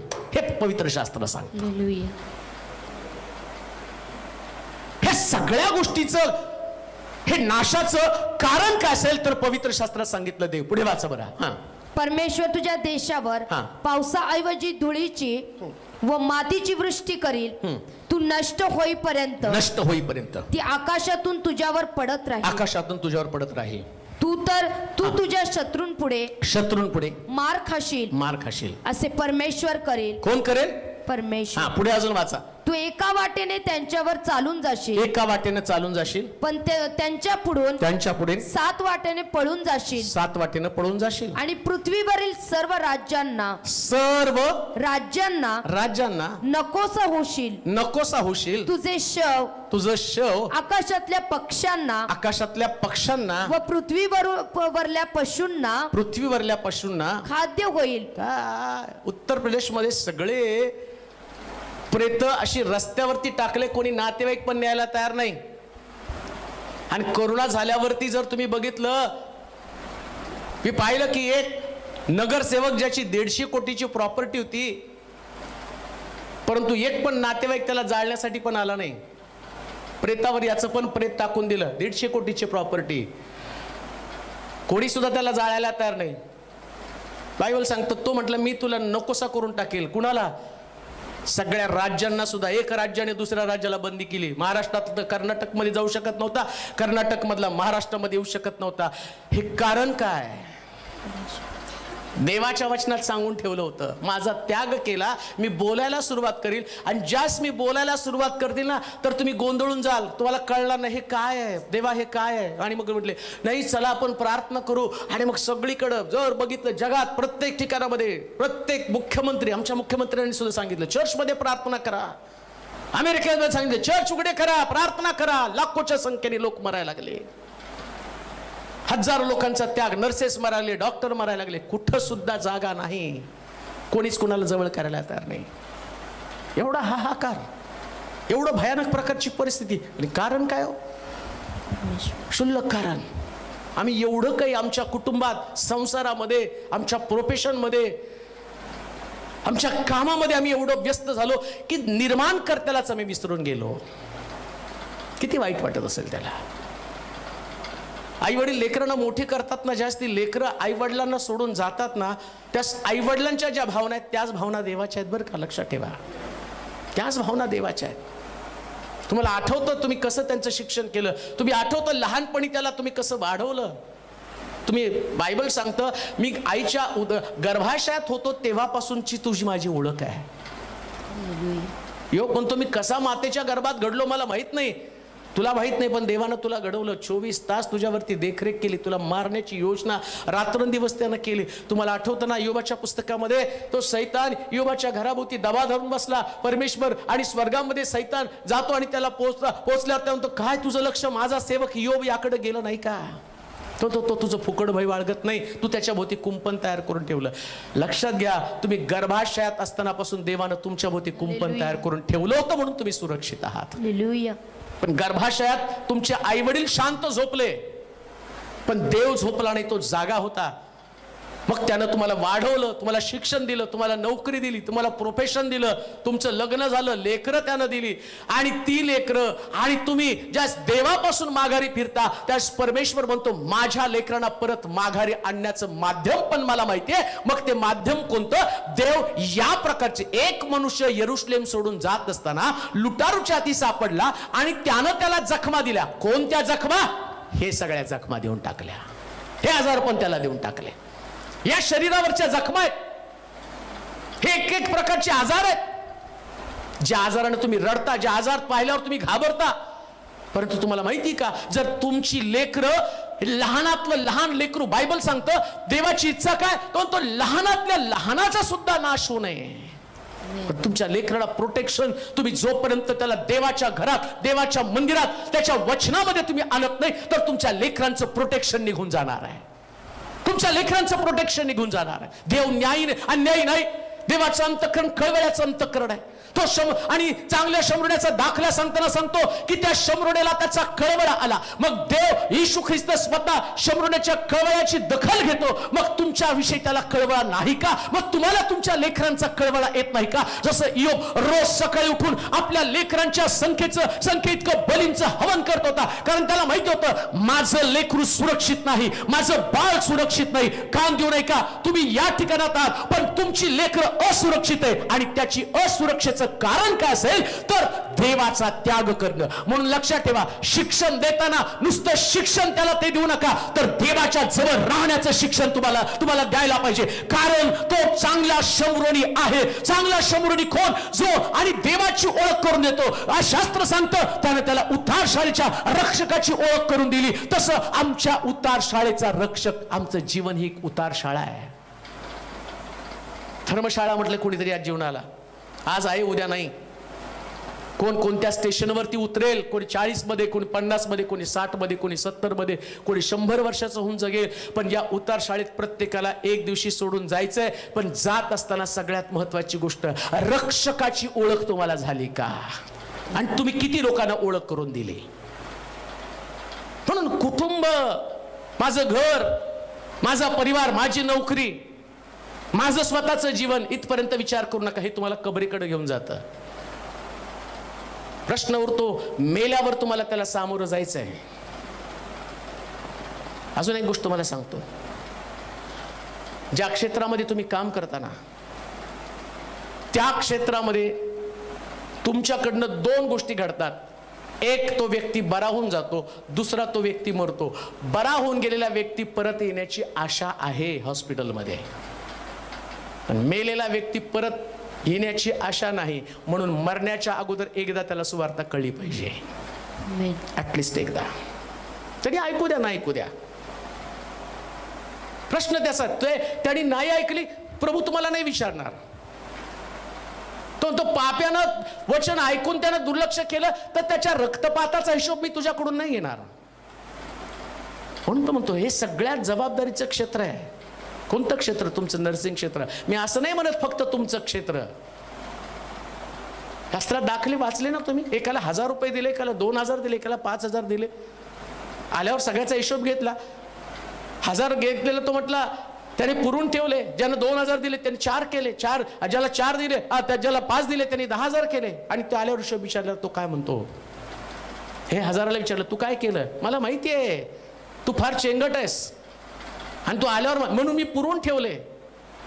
मग त्याचे पैसे त्याला परत मिळाले मग याच्यात धण्यानं समाधानी व्हायला पाहिजे. पण तो म्हटलं याला उचला रडणं दात खाणं तिथं आहे तिथं टाकून द्या अंधाऱ्या कोठाड्यामध्ये. का हो? तो अरे माझे पैसे ऍटलिस्ट तू सोनाराच्या चावडीवर जाऊन तिथं ठेवले असते तर त्याचं व्याज तर मला मिळालं. तुला माहित नाही का मी हिशोब घेणार आहे.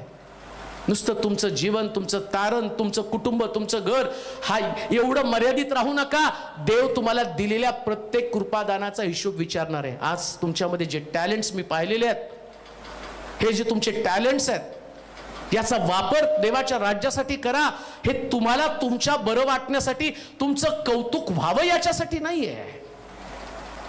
ते देवाच्या राज्याला वापरलं जाण्यासाठी. कारण देवानं त्याच्या हेतूसाठी तुम्हाला जगामध्ये पाठवलेले. ऐका, आणि तुम्ही जिवंत पण आहात ना, ती देवानं तुम्हाला दिलेली एक्स्ट्रा संधी आहे. पुष्कळ मेलेत पण तुम्ही जिवंत आहात. मग मी धार्मिक आहे म्हणून मी जिवंत नाही, देवानं मला आणखीन एक चान्स दिला. पहिल्या वेव्ह मध्ये काही नाही झालं, दुसऱ्यामध्ये पण सुरक्षित राहिलो. मग तुम्ही म्हणाल तिसरी आली ती पण गेली, आता चौथी येईल का नाही माहित नाही म्हणून एवढं पण बिंदास्त राहू नका. चान्स दिलाय देवानं.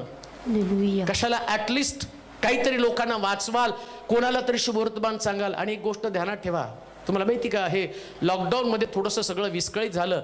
परंतु हे हॉस्पिटल, 2-3 हॉस्पिटल ज्यावेळेस इथं आले ना, त्यावेळेस आम्ही तिथं जायचो आणि आमच्या लोकांना सांगायचं जाऊन तिथं सांगा. त्या लोकांना ते जाऊन सांगायचे. सांगता सांगता त्या वॉचमॅनला पण कळायला लागलं की इथं प्रार्थना होती. त्यास तो सिरियस पेशंट असले ना, तो वॉचमॅन सांगायचा माझं नाव सांगू नका, पण तुमचा पेशंट वाचायचं ना तर तिकडं चर्चला आवाज येतो तिकडं जा. आणि ते लोक इकडे यायचे आणि इकडे आल्यावर त्यांना म्हटलं कुणी पाठवलं? वॉचमॅननं पाठवलं. आणि ते म्हटलं इथं प्रार्थना केल्यावर बरं वाटतं, 100% बरं वाटतं. आणि 2.5-3 महिने अनकॉन्शियस असणारे लोक, आशा सुटलेले लोक, आणि प्रभूनं त्यांना बरं करून पाठवलं. का?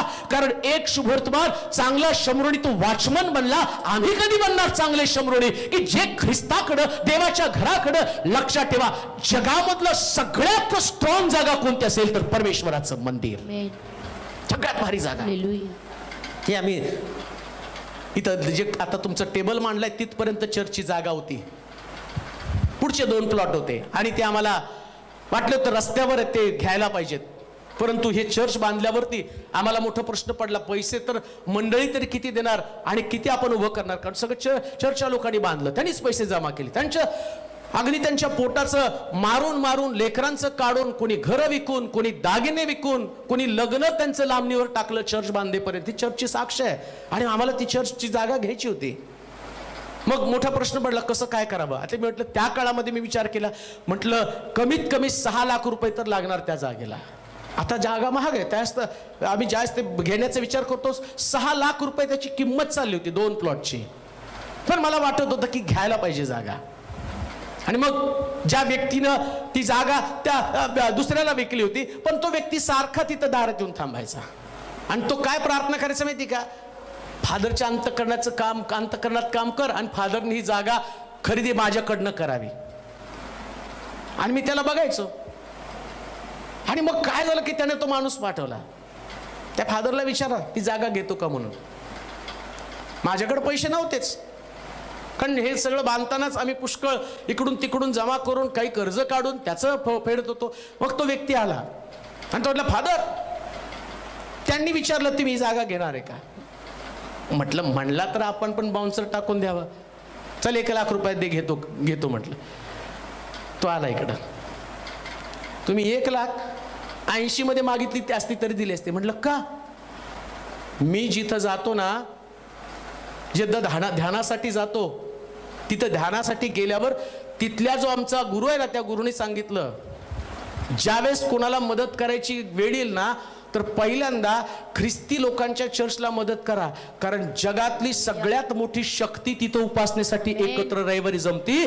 त्यामुळं म्हटलं तुझी जागा एवढी महाग आहे. अहो 6 लाखाची जागा महाग नाही. मला वाटतं की ही तुमच्या देवाला दिली तर मी सगळ्यात मोठा आशीर्वाद मला मिळेल. ही साक्ष फक्त त्या लोकांना कळती ज्या लोकांना जिवंत देवाची ओळख आहे.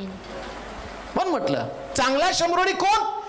जो पॉवरकड लोकांना घेऊन जातो. आणि पॉवर कुठे? देवाच्या मंदिरामध्ये. कुठं पॉवर नाही तुम्हाला सापडणार.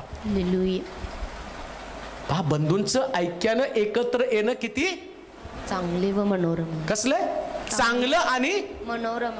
मनोरम म्हणजे कळतं का तुम्हाला? एकटक बघत राहावं. तिथं बघितल्यावर तुमचं मन भरतं. आणि बघा कधी कधी बरं नसलं ना तर आम्ही म्हणतो की चला मन अस्वस्थ झालं कुठंतरी पिकनिकला जावं. मग कोण म्हणतो गोव्याला गेलो, कोण म्हणतो म्हैसूरला गेलं, कोण म्हणतो उटीला गेलं. वाटलं का बरं? तिथून आल्यावर उलट खर्च वाढल्यामुळे टेन्शन आलं. पण देवाच्या घरात आल्यावर इतकं बरं वाटतं की परत त्याच्यासारखा आनंद जगात कुठं तुम्हाला सापडत नाही. हे सगळ्यात भारी ठिकाण आहे. चांगला शंभरोनी काय त्याचं काम? त्याला देवाच्या घराकडे नेणं, त्याला सांगणं काय शुभवर्तमान आहे, सगळ्या प्रश्नाचं उत्तर त्याच्यामध्ये. अजून थोडस पुढे वाचा. परमेश्वर तुला तुझे शव आकाशातल्या पक्ष्यांना व पृथ्वीवरल्या पशूंना खाद्य होईल व त्यांना हुसकायला कोणी असणार नाही, कोणी सुद्धा असणार नाही. पुढे परमेश्वर तुला मिसर देशातील गळवे, काय हो, गळवे, फोड, अजून मुळव्यात, चाई व खरूज. बघा सगळ्याचं कारण काय? परमेश्वराचा त्याग. कशात काय कारण आहे? परमेश्वराचा त्याग. जोरात बोला. परमेश्वराचा त्याग. खरूच कशामुळे? परमेश्वराचा त्याग. शास्त्रात लिहिलंय. मग आलेला प्रत्येक पेशंट तुम्हाला संधी आहे. खर्जेचा पेशंट आला त्याला वचन किती सोपं आहे, तुम्हाला काय करायचं नाही, बायबल काढून दाखवायचंय. बघ हो बरोबर आहे, इथं लिहिलंय. बायबल दाखवायचं तुम्हाला. बोलता येत नाही, डेअरिंग नाही ना. डॉक्टर काय सांगतात पण आमच्या बायबलमध्ये असं दिलंय. खाडकन त्याचे डोळे उघडेल. कारण जगात प्रत्येक व्यक्तीला माहिती बायबल हे सगळ्यात स्ट्रॉंग पुस्तक आहे. हालेलुया. त्याला ऑप्शनच नाही दुसरा. कोणीच ऑब्जेक्शन घेऊ शकत नाही. आणि हेही तुम्हाला सांगतो दुसऱ्या कोणत्या पुस्तकात तुम्हाला सापडणार नाही पण इथं सापडेल. आमेन. आहे का कुठल्या धर्मग्रंथात तुम्हाला सापडतं का? पण बायबल हा धर्मग्रंथ, याच्यामध्ये ते दिलंय. काय दिलंय? रोगाचं कारण. कोणता रोग? खरूज. पुढे यांची अशी पीडा लावील की तू बरा होणार नाहीस. बराच होणार नाही, खरूज पण बरी होणार नाही. पुढे परमेश्वर तुला वेडा व आंधळा करेल. Blindness, mental. कशाने वेडा झाला? परमेश्वराचा त्याग. कशामुळे वेडा झाला? परमेश्वराचा नाही हो, तो प्रेम भंगात वेडा झाला. प्रेम भंगात नाही, देवानं वेडा केलाय त्याला. माझी भक्ती करायची जी तिची भक्ती करायला गेला, माझी भक्ती करण्याच्या ऐवजी त्याची भक्ती करायला गेला, म्हणून मी तुला मेंटल केलेलं आहे. तर देवामध्ये राहिला असतं तर मेंटल नसता झाला, वेडा पण झाला. लिहिलंय तिथं, आहे की नाही? माझ्या मनचं सांगतो का? कुठं लिहिलंय? काय लिहिलंय अजून? मेंटल करेल, वेडा व आंधळा करेल आणि तुझे मन गोंधळून जाईल. काही लोक डिप्रेशन मध्ये गेलेत. डिप्रेशन, अस्वस्थ आहे, बेचैन आहे. काय होतं ते मला कळत नाही हो. रोज माझ्याकडे भरपूर फोन येत बघायचे. काय होतं ते कळत नाही. बाळक साहेब काय होतो? तुम्हाला काय देव दाखवतो? हे वाच अनुवाद 28. सगळं तुला उत्तर मिळेल. काय होतं काय नाही. मला थोडस लाज वाटणार त्याला सांगायला, दुःख होईल. अजून मी काहीतरी बोललं तर कुठंतरी विहिरीत उडी मारेल माझ्यावर नव्हे. म्हणून मला प्रार्थना करतो, देवा याला याची मनाची स्थिती नीट कर. पण आता युट्यूबच्या माध्यमातून तुमच्याकडे येईल त्यावेळेस मला फोन करू नका. देवाला शरण जा. देवाकडे आणा. देवा त्याच्या हा का वेडा झाला, का गोंधळलाय, याचं कारण यानं देवाचा त्याग केला. बस देवाचा त्याग. आलंय का जेवण? तुम्हाला जायचंय का? किती वाजे? 1 वाजेपर्यंत. चालतंय. मला काय, तुम्ही 2 तास म्हणलं तर बोलेल. पुढे आंधळा जसा अंधारात चाच पडतो तसा तू भर दुपारी चाचपडत फिरशील. दिवस आंधळ, रात आंधळ वेगळं, इथं दिवस आंधळ. हा पण आजार आहे. का तर परमेश्वराचा त्याग केलाय. कोणाला समजत पण नाही. असले पण आजार जे बायबल आणतो. आत्ता आजार आला, आत्ता नाही आला. हजारो वर्षापूर्वी तो आजार आहे. आत्ता कुठला आलाय? तुम्ही आत्ता वाचले.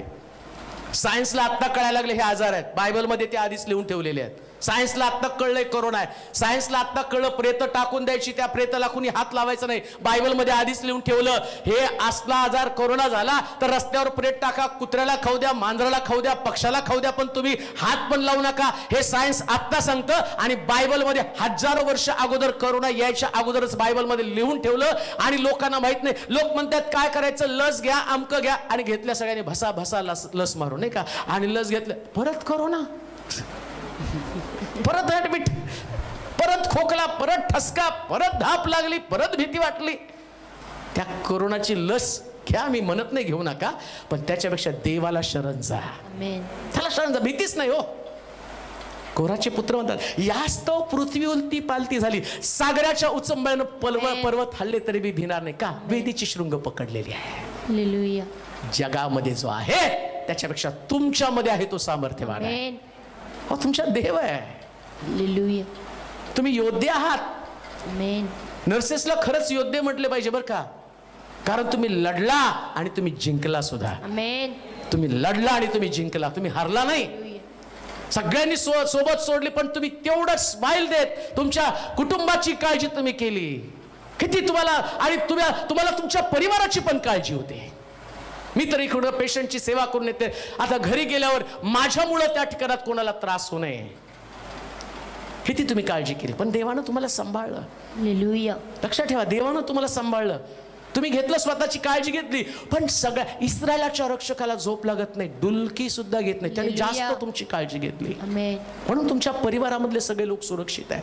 हालेलुया. त्याच्यामुळेच पुढे काय म्हटलं वाचा बरं. तुझे कोणतेही काम सफळ होणार नाही, तुझा एकसारखा छळ होईल, एकसारखा छळ होईल, व तुझी नागावणूक होईल, नागावणूक होईल, पण तुझा बचाव करणारा कोणी असणार नाही, कोणीच असणार नाही. तू एखाद्या स्त्रीला मागणी घालशील, पण दुसराच तिचा उपभोग घेईल, दुसराच लग्न करून मोकळं होईल. तू घर बांधशील, पण त्यात राहणार नाही. पहा, बरेच लोक घर बांधतात, विकून टाकतात. नाही हो, ते घर तिथं रात्रीचं आम्हाला उठवतो कोणतरी. आमच्या घराला भूत लागलंय. घराला कसं लागतंय भूत, आणि त्याला बरं तुमचंच घर सापडलं. तुमचा शेजारी व्यवस्थित राहतो तिथं, आणि तुम्हाला काय प्रॉब्लेम. आता तिथं ते थडगे, 300 वर्षापूर्वीचे थडगे तिथं चर्चच्या समोर ते बांधलेत. आता डॉक्टर पॉलने तिथं त्याच्या बाजूला 300 वर्षापूर्वीचे थडगे, आणि ते लोक येऊन सांगितलं, हो इथं कुठं बांधलं. म्हटलं का, इथं राहतात 4 जण, आणि आम्ही त्याच्यावर बसून जेवायचो, कारण आम्हाला माहिती आहे आमचं झगडणं तिकडं आहे. आमेन.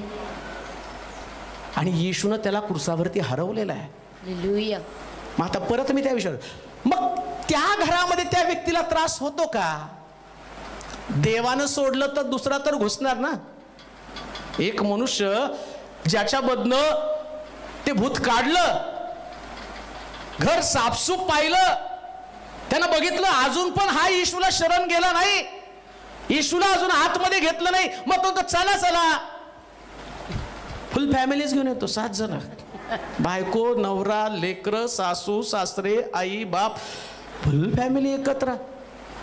आणि तो म्हणलं पहिल्यापेक्षा ह्याची गत अधिक वाईट. नवरा, बायको, लेकरं, आई बाप एवढ्यांना सांभाळणं, सासू सासऱ्याला एवढ्यांचं कसा प्रतिपाळ होणार आहे. घरात तोच प्रॉब्लेम आहे.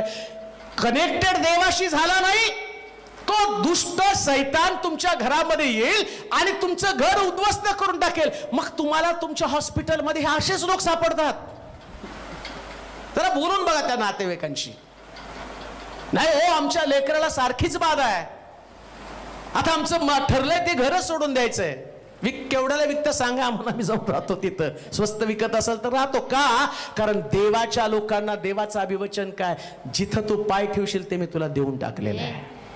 जिथं पाय ठेवाल. बिलिव्हर्स लोकांना कधी बदलू नका बरं का. जिथं जाल तिथं देव सुरक्षित ठेवेल. आम्ही राहतो इथं, काय नाही, उलट इथं येऊन लोक बरे होऊन इथं भूत निघतात, आणि ते भूत तिकडे राहतात, आणि आता इथं आल्यावर भूत निघतात. म्हणजे त्या भूतांना पण कळ ही जागा आपली नाही का, आणि तो देवाचे लोक आहेत. सगळ्यात मोठं काम काय, देवाशी कनेक्टेड होणं. आता पुढं अंतिम टप्प्यामध्ये आपण येऊया. पहिल्या भागामध्ये हा जो व्यक्ती चांगला शमरोनी, आणि त्याच्यातला पहिला भाग की एक मनुष्याची जी अवस्था आहे, आणि ती अवस्था काय ती आपण अभ्यासत आहोत. वाचा. आणि तू हा तू द्राक्षमळा लावशील, द्राक्षमळा लावशील, पण त्याचे फळ त्याचं फळ तुला मिळणार नाही, मिळणारच नाही. तुझ्या देखत तुझा बैल कापतील, पण त्याचे मांस तुला खावायला मिळणार नाही. त्याला याने मटण आणतो दुसराच खाऊन जातो. नाही पाहुणे येते बघा तो बिचारायला मिळतच नाही. हे पण इतके तुमच्या घरात पाहुणे की तुम्ही एवढं चांगलं करता पण तुम्हाला खाता येत नाही. 12 महिने आमच्या घरात पाहुणे हो ते खात्यात, आम्ही उपाशी राहतो कारण देवाला शरण जात नाही. पुढे तुझ्या समक्ष तुझे गाढव नेतील. हा तुझी टू व्हीलर तुझी बाईक कोणतरी घेऊन जात, ती बाईक पण चोरीला जाते. तू पेट्रोल भरतो वापरतो दुसरा. हे बायबल मध्ये दिलंय. आणि कारण काय हो? परमेश्वराचा त्याग. बोला कारण काय? परमेश्वराचा त्याग. बोला जरा. परमेश्वराचा त्याग. मग सगळ्या गोष्टीचा उपभोग घ्यायला पाहिजे तर जो तुम्हाला उपभोग घेण्यासाठी प्रोत्साहित करतो त्यालाच गिळून राहायला पाहिजे ना. आमेन. हा एक मनुष्य जो आहे ना, या एका मनुष्याचं वैशिष्ट्य काय हे सगळ्या पिढ्या त्याच्यामध्ये. आणि कारण काय? यानं यरुशलेम सोडली, देव सोडला. हा एक मनुष्य बर का, तो आम्ही कुठंतरी आहोत. आणि मला वाटतं पिक्चर मध्ये आम्ही कुठंतरी एका ठिकाणी फिट बसतोच. कुठंतरी आहे काहीतरी आमच्याकडे हा प्रॉब्लेम आहे. हे बायबल आहे, सगळ्यांचे सगळे गुणधर्म त्याच्या अजून पुढे पण दिले. वाचा. तुझ्या समक्ष तुझे गाढव नेतील, पण ते तुला परत मिळणार नाही. चोरीला गेली गाडी. पुढे तुझी शेरडे मेंढर तुझ्या शत्रूंच्या हाती लागतील, पण तुला मदत करणारा कोणीच असणार नाही. तुझे मुलगे व तुझ्या मुली परक्या राष्ट्राच्या हाती लागतील. मुली पळून जातील, दुसऱ्या लोकांसंगती संबंध ठेवतील. पुढे उत्कट इच्छेने आणि त्यांची वाट पाहता पाहता तुझे डोळे शिंतील आणि तुझ्या हातात काहीच त्राण उरणार नाही. कसली भयानक परिस्थिती. कशामुळं? फक्त परमेश्वराचा त्याग केल्यानं, फक्त यरुशलेम सोडल्यानं. हा जो एक मनुष्य जो यरुशलेम सोडतो त्याची एवढी मोठी वाताहत होती प्रियांनो. लक्षात घ्या, ज्याच्याकडे तुम्ही आला तो जीवन जगण्याचं तत्व तुम्हाला सांगतो. हे जीवन जगण्याचं सिद्धांत असणारं पुस्तक आहे. हे जगात तुम्हाला कुठे सापडणार नाही. कसं वागावं, कसा परिवार सांभाळावं, कसं कुटुंब सांभाळावं, कसं देवाकडे ते वळावेत, कसं प्रोटेक्शन मिळवावं, कसं तुमची संपत्ती, तुमचं घर, तुमची लेकरं, तुमचा परिवार, तुमच्या घरातली वस्तू ना वस्तू. इथं सांगितलं किती वस्तूंची नावं सांगितली. तुझी शेरडे मेंढर सुद्धा दुसरे घेऊन जातील, ते तुझ्या हाती सुद्धा लागणार नाही असं लिहिलंय बायबल मध्ये. एवढं नुकसान सहन का करता आणि का दुसऱ्याला करू देता? तुम्हाला चांगलं शंभरुणी बनायचंय. पुष्कळ लोकांचं पुष्कळ नुकसान होतं, पुष्कळ प्रियानो. मला आठवतं एक परिवार मागे चर्च मध्ये आला होता. ती बाई म्हणायची मी दिवसभर कामाला जाते हो आणि दिवसभर काबाड कष्ट केल्यावर कुठंतरी मला 600-125 मिळतात. महिन्याभराचं रॅशन मी भरून ठेवते आणि घरी आल्यावर दिसतं की ते अन्नधान्य माझं अर्धच झालेलं असतं. कोण माझ्या घरावर करणी करतं आणि कोण ते माझं सगळं नेतं मला कळना. आणि आम्ही हातबल झालो आणि कित्येक महिने ही समस्या निर्माण झालेली. काय ते आमच्या घराला धान्याला बरकत नाही, कशाला बरकत नाही, प्रॉब्लेम काय समजायला तयार नाही. प्रार्थना केली मी, देवा म्हटलं मग हे कोणासाठी आहे? पण आम्हाला ते 2 मिनिट्स नूडलची सवय लागली ना. जल से मैगी झटपट पकाइए, पाणी टाका, गाजर टाका, भोपळा टाका, हलवा, खावा. मग ते किती टेस्ट. आणि मग पेपरला येतं जंक फूड खाऊ नका, त्याने अमकं होतं तमकं होतं. आज तुमची समस्या जंक फूडच आहे. टेम्पररी तुम्हाला कुठंतरी थोडंसं वाचायचं, इथं सगळं वाचलं तर तुम्ही वाचणार आहात. सगळं वाचावं लागणार आहे. सगळं वाचावं लागणार आहे. हे तुमच्यासाठी आहे, तुमच्या परिवारासाठी आहे. शेवटी पाहता पुढे तुझ्या भूमीचे उत्पन्न व तुझ्या साऱ्या श्रमाचं फळ तुला अपरिचित असलेले राष्ट्र खाऊन टाकेल आणि तुझा निरंतर छळ होऊन तू रगडला जाशील. काय केला जाशील? रगडा पॅटीस तुमचा. काही को म्हणतात ना, नाही ओ इकडून नवरा तिकडून आई, मुलगा म्हणतो तिकडून बायको इकडून आई. रगडा पॅटीस झालाय माझा. सगळ्याला घेऊन देवाला शरण जा. हालेलुया. कशाला तुमचा रगडा होऊ देता? सगळ्या गोष्टीची कारण मीमांसा तपासलेली असताना जसं यहोशुवा म्हणतो, मी आणि माझं घराणं तर परमेश्वराची सेवा करेल. तेच पाहिजे. घराण्यातल्या प्रत्येक व्यक्तीनं, बायकोनं, नवऱ्यानं कान देऊ नये का? कदाचित हे वचन तुम्हाला बरं वाटणार नाही, पण वचन हे कधी बरं वाटण्यासाठी नसतं. बायबल सांगतं वचन हे दुधारी तलवार आहे. ते घुसतं, ते फोडतं, ते चिरतं आणि तुम्हाला रिपेअर करण्याचं काम करतं. तुमच्या कुटुंबाची बांधणी करतं. जिथं तुटलं तिथं पुन्हा एकदा रिपेअर करतं आणि उभं करतं. मग शास्त्रात सांगितल्याप्रमाणे तो परमेश्वराचा त्याग करणं एवढं अघोरी आहे, एवढं भयानक आहे. लक्षात येतं का? देवाला न ओळखणं ही सगळ्यात जगातली भयानक गोष्ट आहे. सगळ्यात भयानक गोष्ट आहे. आम्हाला कधी कधी वाटतं नाही लेकरं चांगली शिकली पाहिजेत. मग शिकवता तुम्ही लेकरं, आणि शिकवल्यावर पण तुम्ही म्हणता नाही हो एवढं शिकवलं पण पोरगं दारू पितं आणि घरात त्याचं लक्ष नाही. सगळं शिकवलं, चर्चला जायला शिकवलं, चांगलं शंभरणी बांधला, तिथं उतार शाळेच्या रक्षकाची त्याला गाठ घालून दिली, पाळकाबरोबर त्याला भेट घालून दिली. तुम्ही घरात तर पाळकाविषयीच बोलत बसला. ते पाळक असं आहे, ते पाळक तसं आहे. तुमची लेकरं तेच ऐकून म्हटले नको जायला चर्चला, तिथं असं आहे. मनापासून ते बिंबलं गेलं. तुम्ही चांगला शंभरणी बनला नाही, उलट तुम्ही त्याला देवापासून तोडण्याचं काम केलं. तुमचं घर फक्त देवाच्या वचनाची घोषणा करणार असलं पाहिजे. फक्त देवाच्या वचनाची घोषणा.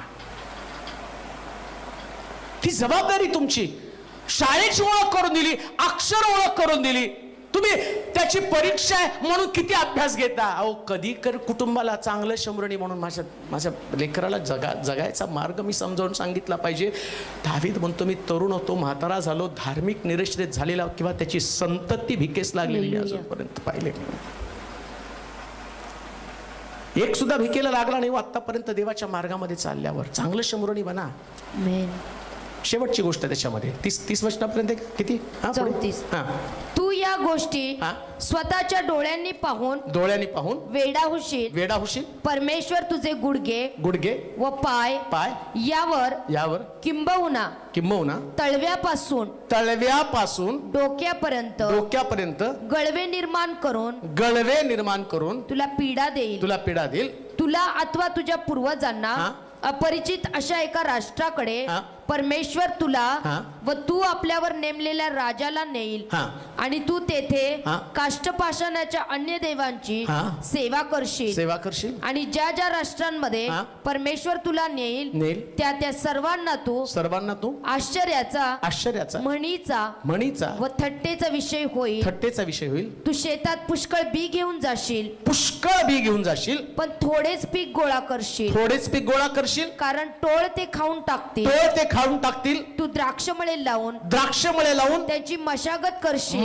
करशील पण तुला द्राक्षरस प्यावायला मिळणार नाही आणि द्राक्ष खुडायलाही मिळणार नाही कारण कीड ती खाऊन टाकेल. तुझ्या साऱ्या प्रदेशात तुझे जैतून वृक्ष असतील पण तुला त्याचे तेल अभ्यंग करायला मिळणार नाही कारण त्यांची फळे गळून पडतील.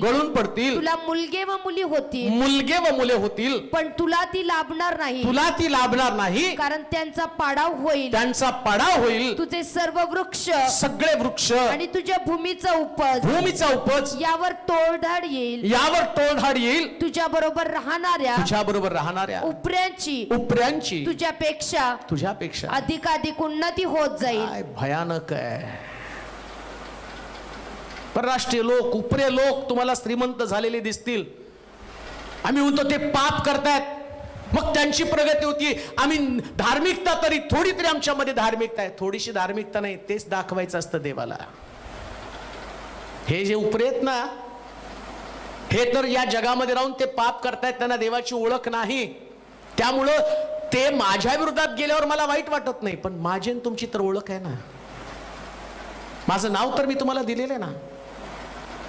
मी तुम्हाला पवित्र शास्त्र दिलं. कशासाठी दिलं? तुम्ही माझी प्रजा म्हणून वेगळं असावं. मग काय करतो परमेश्वर? अहो आमच्यामध्ये पण तो गुणधर्म असतो ना.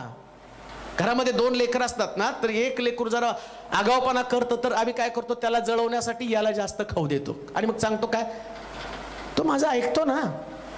तो ऐकत नाही, मम्मीचं ऐकत नाही, पप्पाचं ऐकत नाही ना. मग तो मम्मी तो मागच्या वेळेस तुला उलट बोलला होता ना, पण आता तो माझा ऐकतो ना. मग तुम्ही हे करता, तो तुमचा बाप आहे हो. तुम्ही ज्यास बंड करता, ज्यास तुम्ही देवाच्या विरोधामध्ये जाता, तो म्हणतो तुला लेकरं होतील, तुम्हाला आनंद होईल, मला मुलगा झाला, मला मुलगा झाला, मला मुलगा झाला. पण तो काय म्हटला माहिती का, तुम्हाला लेकरं होतील पण तुम्ही त्याचा उपभोग सुद्धा घेऊ शकणार नाही. काय अर्थ आहे हो?